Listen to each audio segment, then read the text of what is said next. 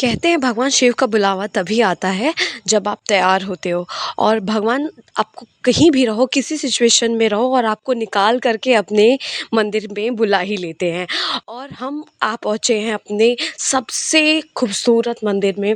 और ये मंदिर 12 ज्योतिर्लिंग में से एक है, जिसका नाम है ओमकारेश्वर महादेव। और ओमकारेश्वर महादेव यहाँ पे पहुँचने से के पहले बहुत काफ़ी चीज़ें यहाँ के बारे में सुनी थी, लेकिन यहाँ पहुँचने के बाद मानो यहाँ की जो हवाएं हैं ये आपस में सिर्फ़ और सिर्फ़ एक ही नाम जपती हो, ओम नमः शिवाय, ओम नमः शिवाय।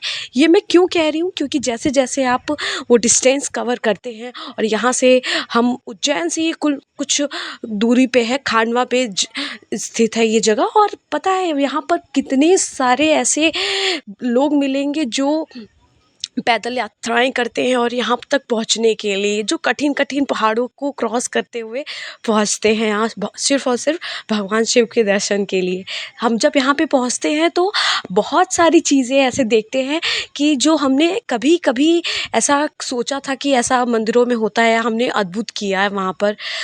और ये जो खांडवा जगह है ये या इस एक छोटे से द्वीप के इस ऊपर ये स्थित है ओमकारेश्वर महादेव। और ओमकारेश्वर महादेव का कुल मिलाकर के लोग तो वैसा कहते हैं कि ये जो मंदिर है इसके चारों तरफ जो द्वीप बनी हुई है वो ओमकार के आकार की है, मतलब ओम के आकार की है, इसीलिए इसे ओमकारेश्वर कहते हैं। और उसके जस्ट बगल में नर्मदा नदी बहती है, और नर्मदा नदी इतनी खूबसूरत लगती है जब उसमें बहुत रंग बिरंगे बोट स्टीमर्स राइड करते हैं, तो लगता है जैसे मान लो कि आपके जीवन एक तरह से सफल हो जाते हैं जब आप उस आवाज़ को महसूस करते हो नर्मदा जी की। जैसे जैसे हम आगे जा रहे थे तो हम यहाँ पर सिर्फ़ और सिर्फ दर्शन के लिए पहुँचे थे, लेकिन हम जब लाइन में लगते हैं, लोगों को ऑब्ज़र्व करते हैं, हम काफ़ी नई नई चीज़ें सीखते हैं। और यहाँ की जो हवा है, हाँ, मैं उसके बारे में क्या ही कहूँ। उसके जो मंदिरों की गूंज है, लोगों का उत्साह है, हम जब जब जिस जिस देव स्थान पे पहुँचते हैं तो हमें लगता है कि हम थक गए हैं, हम परेशान हैं, बहुत सारी चीज़ ज़रूरत की चीज़ें हमें नहीं मिल रही हैं वहाँ पर। लेकिन हमें जब वहाँ पे हम पहुँच रहे होते हैं तो हमें सारी चीज़ें एकदम ना के बराबर लगती है, क्योंकि सिर्फ़ और सिर्फ वहाँ एक ही चीज़ मैटर करता है कि आप पहुँचते कैसे हो और आप किस भाव से वहाँ पहुँचते हो।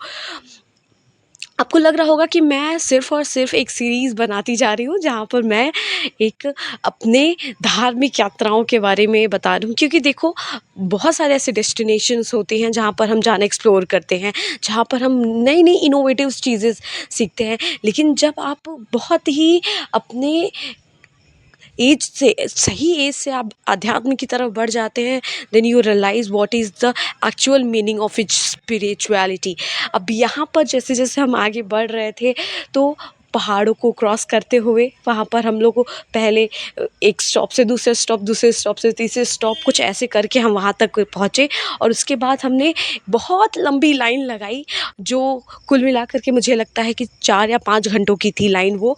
लेकिन उस लाइन पे आगे पहुँचते पहुँचते हमेशा एक ही चीज़ दिमाग में रहती थी कि बस एक क्षण के लिए दर्शन हो जाए भगवान ओमकारेश्वर की। और ये मान्यता है कि वहाँ पर जो भगवान शिव जी हैं वो खुद इस मंदिर को बनाए हैं, और हर रात को उस मंदिर में आकर के वो सोते हैं। और माता पार्वती भी वहाँ पर होती हैं। जब आप मंदिर के गर्भगृह में देखेंगे तो वहाँ पर माता पार्वती की भी प्रतिमा दिखाई देगी, जो माना जाता है कि वो रात में आकर के दोनों चौपड़ खेलते हैं और साथ ही साथ वहाँ पर आराम भी करते हैं। फिर सुबह वो वहाँ से उठ कर के महाकाल मंदिर में चले जाते हैं, जहाँ पर उनकी सबसे पहली सुबह के 4 बजे भस्म आरती शुरू हो जाती है।